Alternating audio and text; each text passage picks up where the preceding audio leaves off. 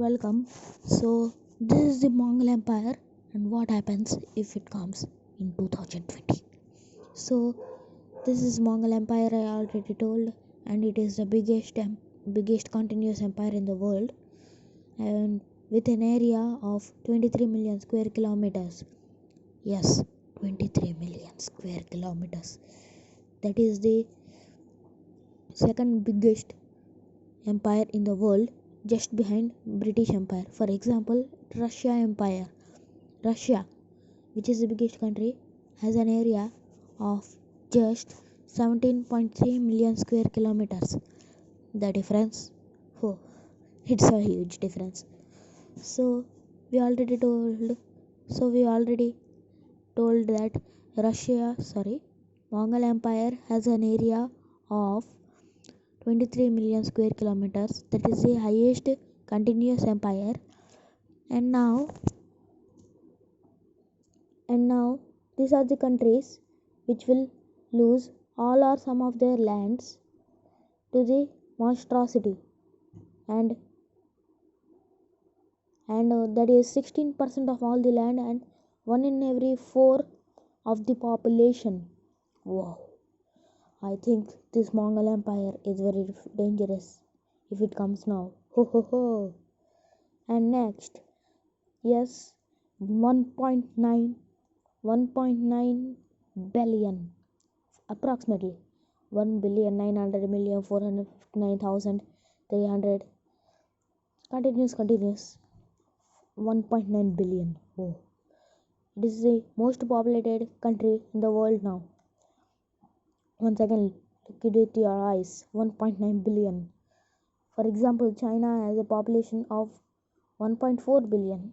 Means it would need 500 million more to make this monstrosity. And the 15 biggest cities, 11 would be located in China, and only one, that is the second biggest city, Moscow, would be located in Europe or outside of Asia. Moscow, Beijing, and Shanghai would be the top three. And now, see, Moscow, Beijing, and Shanghai. And now, we will look at an interesting talk, which is none other than, you will see with your eyes. Yes, capital is Beijing, but you will think Ulaanbaatar, which is the current capital of Mongolia. Mongol Empire, Mongol Empire.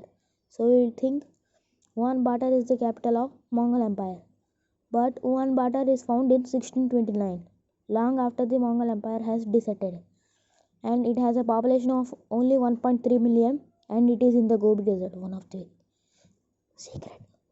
least populated places in the world. And see with your eyes, you will believe. So next, yeah, Beijing is also the capital in 1269. This is the territorial height of it, and we need that. See, mighty Beijing, which is the current capital of China. So we need to set the capital Beijing. Okay, don't think Ulaanbaatar is a capital. Okay, and sorry, Beijing, we need to rename back to Kanbalik. Sorry, Beijing. We should rename it back to Kanbalik. Sorry, Beijing. And for ethnic diversity, 66% would be Han Chinese, 6% would be Russians, 4% would be Koreans, and 28% would be other religions. For example, ethnic Mongols will make only 0.16% of the population.